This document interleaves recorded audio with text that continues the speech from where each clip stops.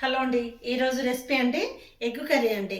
ఏమండి, egg curry చేసుకునే విధానం చూద్దాం. దానికి కావాల్సిన పదార్థాలు అండి చూడండి. ఆనియన్స్ అండి ఇట్లా సన్నం కట్ చేసి పెట్టానండి. మనకు కావాల్సిన ఎగ్స్ అండి ఇక్కడ పక్కకు పెట్టేసుకున్నా. మిగతా ప్రాసెస్ చూద్దామండి. Welcome to Bhagyalakshmi kitchen. Subscribe please.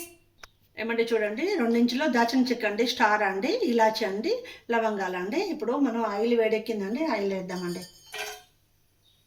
Onions కూడా వేద్దామండి, ఫ్రై చేద్దామండి మొత్తము. ఏమండి మన గోల్డెన్ కలర్ వచ్చే వరకు అండి ఆనియన్స్ను మనం ఫ్రై చేయాలండి. ఒక 2-3 నిమిషాలు పడుతుందండి టైము. ఏమండి 2 మిర్చీలు అండి చూడండి, చిన్నగా అండి కట్ చేసి పెట్టిన వేస్తున్నాండి. ఇవి కూడా అండి కలుపుదామండి, ఇవి కూడా ఫ్రై కావాలి.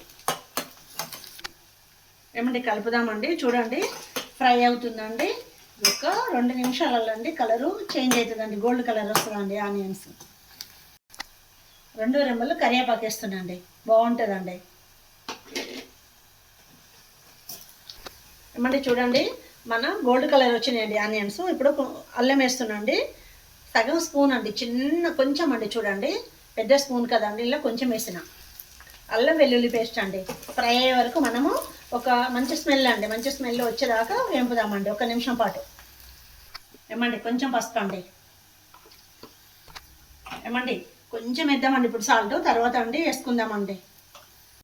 కొంచెం మనము ఎగ్గులు ఇల్లు వేస్తాం కదా అండి, ఆ సాల్ట్ ఉంటే బాగుంటుందండి, ఆనియన్స్కి పడుతుంది సాల్ట్. ఏమండి మనము ఎగ్గులలో వేద్దామండి, మన ఆనియన్స్లో వేద్దాము.